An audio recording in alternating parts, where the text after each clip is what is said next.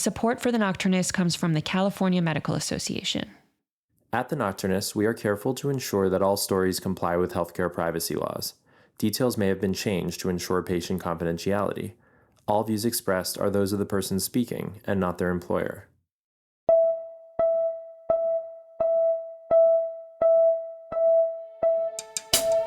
You're listening to the Nocturnists, stories from the world of medicine. I'm Emily Silverman. Today we continue with another story from our live show in New York City in 2023. It's a show we co-produced with Danielle Ofri and Ashley McMullen of the literary magazine Bellevue Literary Review on the theme of taking care. This story came to us from mother of four, writer and attorney Ann Schrooten. Ann's third child, Jack, was born with a rare congenital muscular dystrophy and lived a love-filled yet challenging life for 15 years.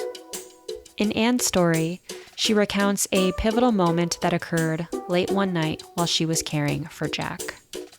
Between eye contact, body language, and the power of music, Jack was able to convey to her a powerful message, which helped her know what to do next to care for him best.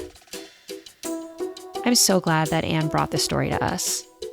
The perspective of parent caregivers isn't one that we've heard much on this show, and I learned a lot from speaking with Ann about both the challenges and the rewards of that experience.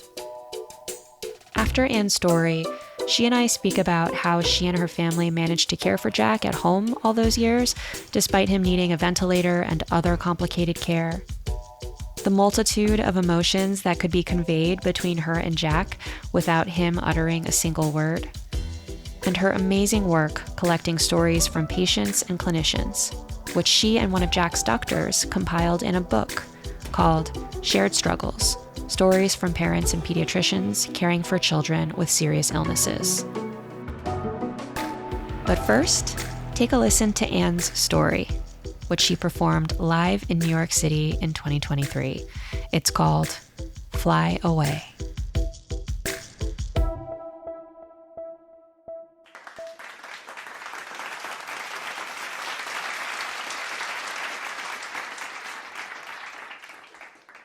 I'm jolted awake by the alarm blaring through the baby monitor that's sitting across the room on my bedroom floor.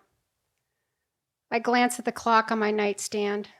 The green neon numbers read 2:26 a.m. I lay there for a second, but my mind is telling me, you need to get up. But I'm so tired. But he can't breathe. You need to get up. I drag myself out of bed, fumble in the dark, trying to find my cell phone. And I hurry down the dimly lit stairs. I'm wide awake now. My heart's racing. My body's tense as I make my way to Jack's room on the first floor of our home. The room is dark. Jack is lying on the far side of the queen-size bed that dwarfs his small frame. And the glow from the bedside lamp reveals his jungle-themed room with floor-to-ceiling trees and green leafy branches hanging from the ceiling. I turn on the bedroom light and hurry to Jack's side. I silence the alarm on the pulse oximeter. He looks at me. His eyes are open wide, looking panicked and scared. His cheeks are pale. The numbers on the pulse oximeter tell me his oxygen saturations are 80 and his heart rate's 175. Both those numbers should be closer to 100. I wonder, how long has this alarm been going off? How long has he been waiting for me? What these numbers tell me is Jack is struggling to breathe, and I need to quickly figure out why. Do the secretions need to be cleared from his airway, or is this something more serious? Why can't he move air through his lungs? Jack is 15 years old. He's got sandy blonde hair, the sweetest smile. And when he's feeling well, his eyes sparkle and radiate joy. He spent the majority of the first year of his life in the hospital. He was the prince of the PICU. Doctors, nurses, even parents of other kids in the unit would stop by his bed when they needed a pick-me-up. He was about the only kid in the unit who wasn't sedated. And he greeted everyone who stopped by his bed with a smile. And that despite the fact that he was intubated with a breathing tube down his throat. When he was 7 months old, he was discharged from the pediatric intensive care unit with a trach, a G tube, and connected to a ventilator, but with no diagnosis. We eventually received a diagnosis of congenital muscular dystrophy when he was 8, but his prognosis was still unknown. Jack is nonverbal, non-mobile, and he depends on machines and competent and around-the-clock caregiving to keep him alive. For the last 15 years, every ounce of my being has been consumed with caring for Jack, keeping him healthy, keeping him safe, and keeping him happy. But his body is starting to feel the impact of his disease, and I can see the weariness in his eyes. This last year has been a rough one. He's had kidney stones, broken bones, multiple procedures, and hospital admissions, and so much pain. And no one can really tell us why. I just want for Jack to stop hurting. I grab the suction catheter next to Jack's pillow. I turn on my suction machine and I thread the catheter down his trach to clear his secretions. His oxygen saturations climb slightly, 81, 82. I look at Jack. His eyes are looking off into the distance as if he's trying to escape. I need to get his oxygen into the 90s. I grab the blue ambu bag hanging on the ventilator stand within arm's reach. An ambu bag is a balloon-like bag about the size of a football that's used to manually push air into Jack's lungs. I disconnect the ventilator circuits from his trach, attach the ambu bag, and give the bag slow, deep squeezes. 1, 2, 3, 4. And I'm thinking to myself, who lives like this? Who bags their child back to life as if it's normal? How have I been doing this for 15 years? Jack's oxygen finally climbs into the 90s, and the color slowly returns to his cheeks. I feel relief. But the adrenaline rush that comes from having to quickly troubleshoot and resolve Jack's inability to breathe has completely wiped me out. And the inability to breathe has completely wiped Jack out. I lean over his bed and cradle his soft cheeks in my hands. I touch my forehead to his, and I look into his beautiful chestnut-colored eyes. And I hear him say, "Thanks, Mom. Can you stay here with me for a while?" Of course, he doesn't say it with words. Jack speaks with his eyes, his facial expressions, his body language. But it's his eyes that will grab you. They lock your gaze and they draw you in. And with a deep tenderness and knowing, they speak directly to your heart. It's a connection that can't really be explained. It can only be felt. So I turn off the bedroom light and I crawl into bed with Jack. I grab his hand, lacing my fingers through his bony and contracted fingers. And I give his hand a kiss, and I ask him, "Do you want to listen to some music, Jack?" I find my lullabies playlist on my phone, hit play, and I put the phone between our pillows. And with Jack's warm hand in mine, a calming peace fills the room as the rhythmic swooshing of the ventilator, tethering him to this world, keeps time with the music streaming from my phone. I close my eyes, hoping to get a few hours of sleep before the manic morning that I know is waiting for me. But I can't sleep. My mind wanders and my heart hurts for all that Jack has been through this last year. I open my eyes and I look over at Jack, and I see tears rolling down his cheeks. Jack's always been very sensitive to music, and it's not the first time that he's become emotional listening to a song. So I pick up my phone to see what song is playing. Fly Away. I asked Jack, do you want to fly away? And as soon as I ask the question, I feel a deep heaviness in my heart because I know the answer.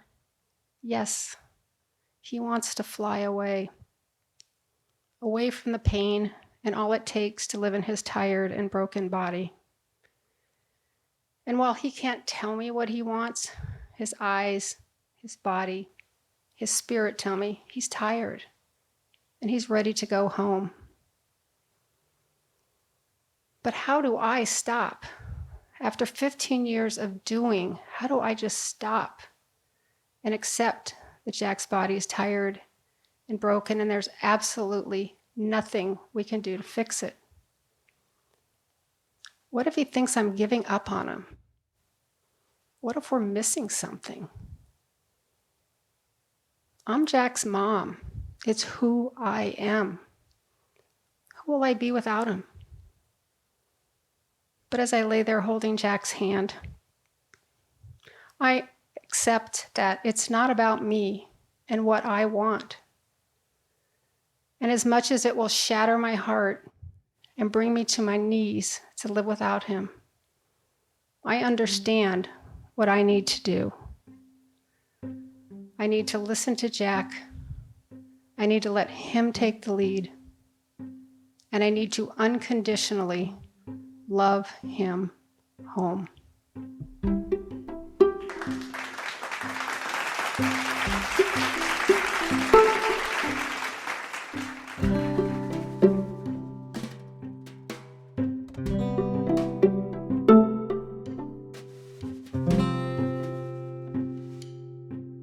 I am here with Ann Schrooten. Ann, thanks so much for coming in. Thanks so much for the invitation. So the story that you told at our show in New York was incredibly powerful. And as we were developing the story together for the stage, you shared that one of the reasons that you sent in the story is because the date of the storytelling show was on a special or a significant date for you and your family. So can you tell us about your decision to submit the story? So when I saw the announcement for submitting stories for this live storytelling event, I noticed, first of all, that it was for other than just people that are in healthcare. And then when I noticed that the date was November 4th, that happens to be Jack's 25th birthday. So I'm like, okay, something's telling me I need to do this. So it was pretty special to be able to be on stage telling a story about Jack on his birthday. In the story, you say that Jack spent the majority of his first year of life in the hospital. You say that he was the prince of the PICU. And you also said that he didn't actually receive the diagnosis of congenital muscular dystrophy until he was 8. So that's 8 years of living with a child who has an illness and not having a label or a diagnosis for that. A very long period of uncertainty. We're doing a whole series now on the topic of uncertainty. So I was wondering if you could tell us about that journey, that 8-year journey from birth to a diagnosis and what that was like for your family. Well, I think initially not having a diagnosis helped me to not put any limitations, because when he was discharged from the hospital, at the time, doctors had told me, well, some kids just need to grow, and then they outgrow the trach, they outgrow the vent. And because he didn't have a diagnosis, my mindset was, okay, I can push him then because this is not going to be permanent. And quite frankly, I didn't want to know. I didn't search out a diagnosis because probably deep down I didn't want a diagnosis that was going to limit what he could or couldn't do and was going to impact my life in a way I didn't want to know about. So for the first many years, 2-3 years, it was just doing everything I could to trial him off the ventilator, put him in a stander, do things that would hopefully help him get stronger and move beyond this. I think by the age of 5, when he was still on the ventilator, not eating, not walking, I mean, I knew there was something else that he wasn't going to outgrow. There was an underlying disease. But because he was going to be under anesthesia, we discussed having a second muscle biopsy at that point because they'd made more advances in diagnosing different muscular dystrophies. So at that point is the first time we finally heard that he did have a muscular dystrophy and this is what was affected and this was his subset. And I say it wasn't a light bulb moment. It was just information at that point. As we've been researching the topic of uncertainty here at the Nocturnists, we've heard a lot about how many people associate uncertainty with negative emotions, but there are scenarios where uncertainty is associated with positive emotions like hope. One example that people often give is prognosis, that patients and families, when it comes to prognosis, actually seek to increase uncertainty or ambiguity because it offers a path to hope. And so it's interesting to hear you say that actually a diagnosis wasn't something that you were seeking or craving in particular. No. I mean, I'm kind of a doer. And what do you work towards if you've got a diagnosis that says you're not going to get any better? Well, over time, you switch what your hopes are. You change what you hope for him. I think initially my hopes were what I wanted for my family and what I wanted for Jack. Then ultimately you get a diagnosis and you got to switch, okay, what's going to be the best for Jack? Where were you in your life when this happened? Did you have other children? Were you working? How did you make everything work with everything that Jack needed to be safe, to be healthy, and balancing that with other aspects of your life? Well, I ask myself that even today. Sometimes I wonder, how did I do it? So when Jack was born, he had 2 older sisters, and he required 24/7 nursing when he came home. And I worked full time, and my husband worked full time. And neither of us had the choice of not working. One of us worked for primarily benefits, and the other one primarily worked for income. So we had to work. What saved us is Jack qualified for home health care. He had home nurses. Nurses came to our house when we went to work. And after Jack, I had another child. So I had 4 kids. At one point in time, 4 kids going to 3 different schools and relying to start my day before I could get anywhere with the nurse showing up on time. I will say we were very, very lucky to have consistent home health nurses. He had the same nurse for 11 years. Wow. Really, it was all dependent on home health nurses showing up so we could go to work. And if we had had not home health nurses, our entire life and lifestyle would have been completely different. And was that covered? It was covered by insurance, but we would have had to do a waiver program if insurance didn't pay for it. Then we moved to Arizona when he was 3.5, because that's where I'm from.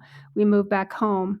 He automatically qualified for Medicaid, so there was no waiver program. He qualified based on his being ventilator dependent and him having no income. Every state is different in how they provide Medicaid, but Arizona was very good in that regard that he automatically qualified, so it was always covered. I mean, it was covered when we went to work. I want to say that, yes, we had nursing and we were very grateful for it, but that nurse showed up when we went to work and the nurse left when we came home. So we didn't get much respite because we're at work, and then once we're home, we're covering his care. We would get occasional weekends, which was very much appreciated, but for the most part, it was just, you're going. And then you got 3 other kids that have needs. And I just think you do what you have to do, obviously, because I sit here today and don't know how I did it. Just hearing you talk about juggling work and the other kids and Jack, I understand what you mean when you say, I don't know how I did it. And I'm curious about the day-to-day. I know in the story, Jack is on a ventilator. Was he on a ventilator for his whole life? And what are some of the tasks that were required, separate from obviously your relationship with him, but sort of the upkeep and the healthcare that was required? What were those tasks that the nurses were doing or that you and your family were doing when the nurses went home? He was on a ventilator his entire life. He was completely immobile, so he couldn't do anything for himself. He had a G-tube. He had to be fed. He had to have breathing treatments. He had to have respiratory care. He required suctioning. He couldn't cough. So it's more airway clearance. I mean, obviously we all want to breathe. And so that is your primary focus, is making sure that his airway was always clear of secretions so that he could breathe easily. He was connected to a pulse oximeter the entire time. When we went out, we didn't put him on the pulse ox because we could look at him and see if there was any issues. But pretty much that was our monitoring, was to watch his oxygen saturations all the time, because then you'd know he'd get in trouble. But I think that was the biggest thing, is he depended on us to breathe, literally.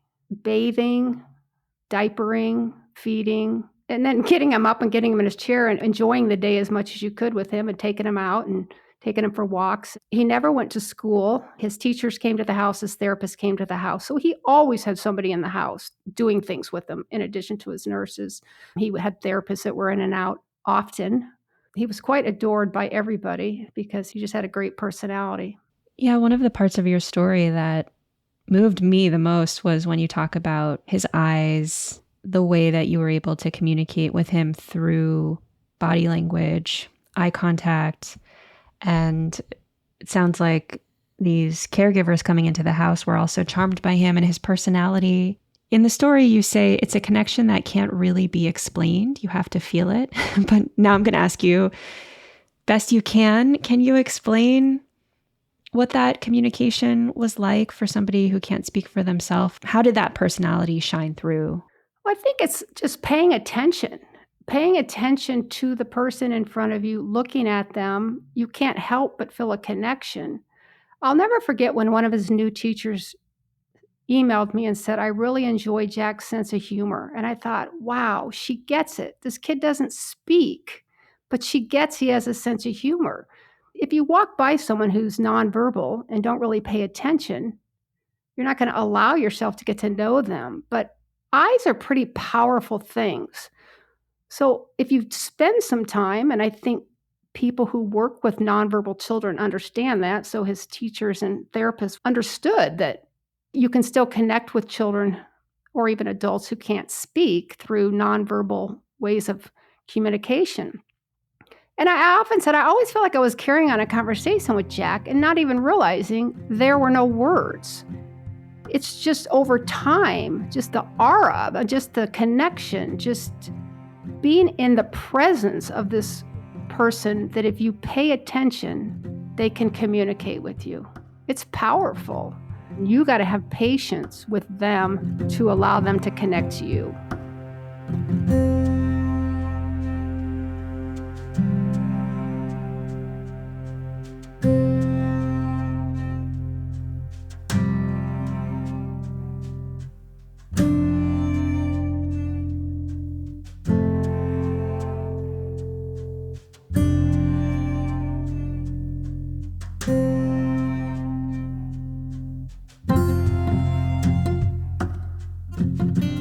This may be difficult to put words to, but when you talk about Jack's sense of humor, is there an example that comes to mind or a way that you can help the audience understand what was the quality of his sense of humor? How did that come out? His smile, and he could laugh. I mean, you couldn't really hear him laugh, but he always enjoyed it if you got hurt. I mean, to explain that, if you tripped over something or you dropped something or somehow you went, ouch, he enjoyed that. And I often wonder if it's because, and maybe it's because you overreact when you get hurt and you say, ouch, or you're more expressive. And so he caught on to that. But then, when we'd take pictures of him, like if we were taking a family picture, pictures of me and him, and we'd say, smile, Jack. And then his dad would be taking the picture, making goofy faces or doing something, and I always got a laugh out of him. So it's that sense that he understood, he was there, he was aware of what was going on. And so it's his face would light up and he would smile and he would laugh. So you said that once Jack turned 5, you had a sense that this wasn't something he was going to grow out of. And I'm curious, once you had that realization, how did you think about the future? And how did you talk to doctors, or how did doctors talk to you about the future? Did they give you a ballpark sense of where Jack might be headed, or did you intuit where Jack might be headed, or did you prefer not to think about it in those terms? Well, I do remember once when he had the second muscle biopsy and we knew he had a form of a congenital muscular dystrophy, asking his neurologist, how much time do you think he has? And I remember saying, she just threw out 10 years. Now, keep in mind, there's no other Jack out there. The type of congenital muscular dystrophy he has is on a spectrum, and he would be at the worst end of the spectrum. Not all of the kids with his type of congenital muscular dystrophy would be on a vent or have a trach or even be immobile. And I will say, Jack was extremely healthy. He never was sick and in the hospital. He had surgeries that come along with having a congenital muscular dystrophy, like spinal fusion. And he had procedures every year to check his airway and his eyes because his muscular dystrophy affected his eyes. But Jack died when he was 15. So I never thought about it. I'm caught up in just surviving life with him and 3 other kids.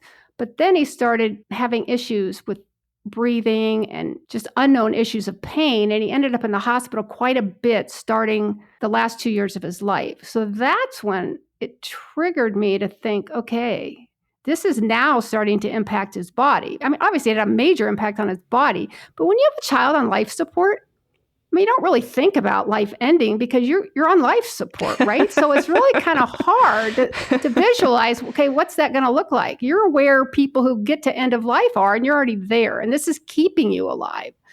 More than anything, he just was in a lot of pain. He ended up having issues with his heart.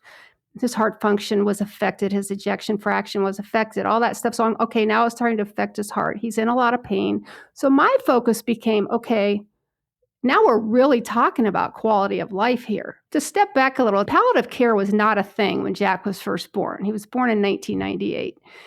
When he started having a lot of these pain issues and issues that put him in the hospital, I switched from his primary pediatrician, who was wonderful, to a palliative care doctor who followed medically complex kids. That was my first introduction to palliative care.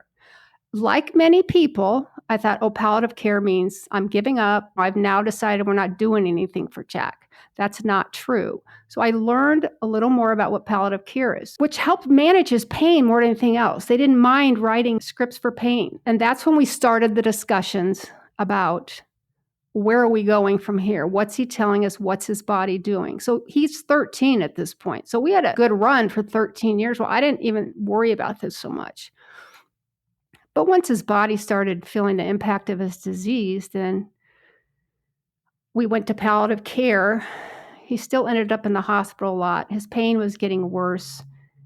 And then ultimately, we had an admission to the emergency room because he was in a lot of pain. And the year prior, we had a 3-week admission trying to figure out what was the problem, why was he in pain. And we really never found out an answer. So that's when I said, okay, we're not going to do this anymore. I'm not going to put him in the hospital and have people poke and prod.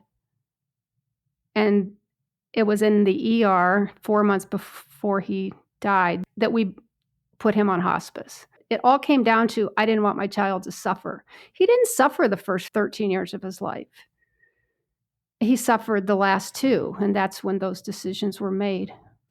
I remember when we were developing the story, you said more than one time that you were adamant that you didn't want this to be a sad story, or at least not only a sad story, that there was so much joy baked into this story, and also that Jack's death in your mind was not a bad death, that there was, peace and so on and so forth. So tell us more about that. The parent voice, number one, isn't heard often enough. There are hundreds and thousands of parents behind closed doors living this life. So it was important to share that story, but our child is more than their pain and their limitations and their death. There's so much joy and so much good that Jack brought into my life, every person he touched life. He was a teacher to all of us. It was far from an awful life. It was a beautiful life. I'll just say that I learned a lot from your story. As a doctor myself, I don't think I fully realized what a lot of families go through with care in the home. And this moment at the beginning of the story where you're bagging him, and I was just thinking, like, I don't think I fully realized that this is something that's happening in people's homes, this level of care. And hearing you talk about his ejection fraction and his oxygen saturation, I think at one point I might have even said to you, like, are you a doctor? Are you a nurse? And you were like, no. So I definitely learned a lot from your perspective. One line in your story stuck with me, which was, as you're contemplating this reality that Jack will someday die, you say to yourself, I'm Jack's mom. That's who I am.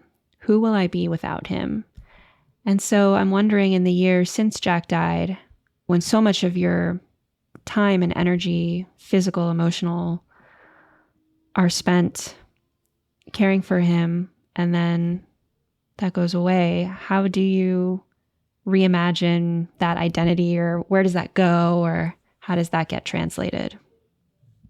It's very difficult, but I was very lucky because shortly after Jack died, maybe 6-7 months, one of Jack's doctors reached out to me and said, we should write a book together. And that is what saved me. This book took 6 years to write, but it kept me connected to my community. It kept me connected to his doctors. It kept me being allowed to still say his name. So I had that gift. I have a network of friends. Many of them have lost children. Many of them are still living the life, but I could stay connected to them. Since the book has been out, over the last 2 years, we've given multiple grand rounds. So here I am talking about Jack again, and I'm still talking about him and the life he had. Then I got to tell that story on stage. So I'm lucky because I've had so many opportunities and said yes to these opportunities, which I would never have done before Jack died. I am a completely different person than I was before Jack died. And I asked myself why. The answer is because what's the worst thing that could happen by saying yes? And the worst thing in my life has already happened. I have nothing to fear. I have no fear anymore. So I've said yes to these amazing opportunities that have been presented. And I have literally been busy the last 10 years working on things because of what Jack taught me and the people he connected me with. Tell us about the book. That's so intriguing that it was Jack's doctor who reached out with the idea. Tell us about how you and the doctor came up with the idea for the book and what the book is and the response to the book. Tell us about that project. Well, the doctor that I wrote the book with was actually one of the intensivists who took care of Jack during the first year of his life.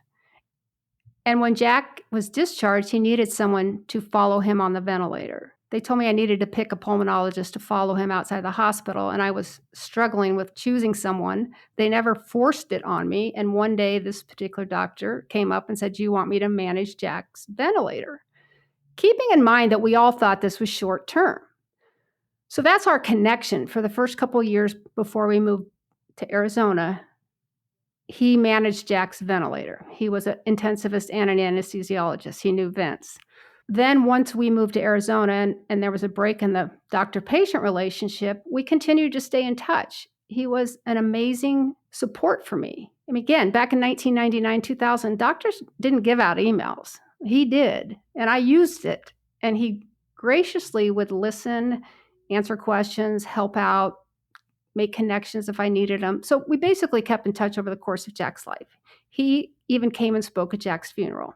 He reached out to me and said, we have learned so much from each other that let's expand this. Let's write a book, but let's bring in other parent voices and other physician voices.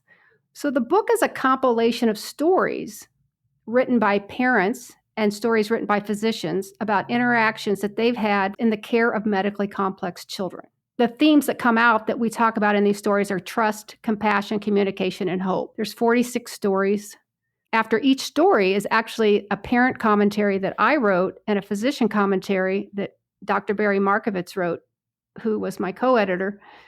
So we give our own independent perspective on the message of the story. So over the last 2.5 years, we've given 11 grand rounds and spoken at 3 national pediatric conferences.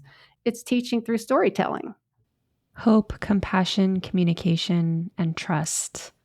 It sounds like those are really important themes that came out, but I'm wondering if you can expand a bit more, like based on your experience collecting these stories, putting them in the book. commenting on them, speaking to the physician co-author, going around and giving grand rounds.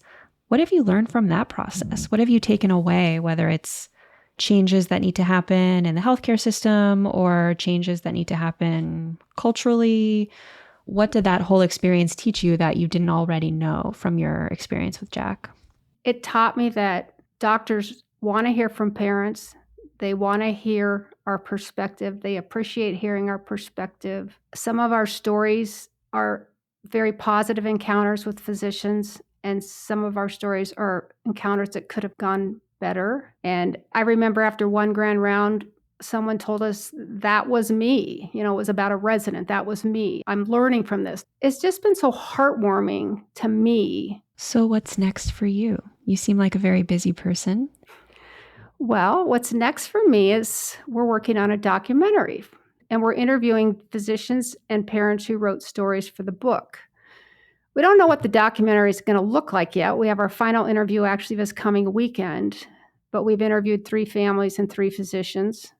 So we'll see what that looks like. We expect to finish filming by the end of the year, and I'm hoping it's out next year. So that's what's next. And you bring up a good point, because I keep thinking, what's going to happen when all of this ends? I don't know, but I think it'll be okay. I've healed in a lot of ways because I've had these opportunities. I'm not going to fall apart. I am going to be okay. Well, we may have to have you back to talk about the documentary once that comes out. That's really exciting. And if people are interested in picking up the book, please do that. And we're just really grateful that you were willing to come and share a piece of this story with us on the Nocturnist stage. It was really powerful. So thank you so much. Thank you.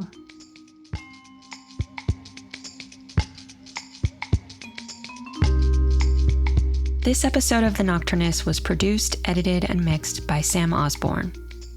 Our executive producer is Allie Block, our head of story development is Molly Rose Williams, and Ashley Pettit is our program manager.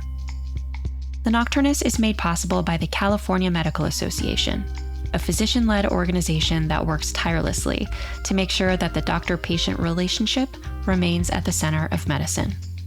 To learn more about the CMA, visit cmadocs.org.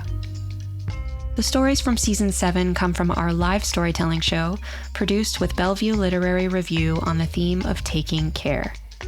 The show took place at the Leonard Nimoy Thalia Theatre at Symphony Space in New York City and was originally recorded by Amigo Studio.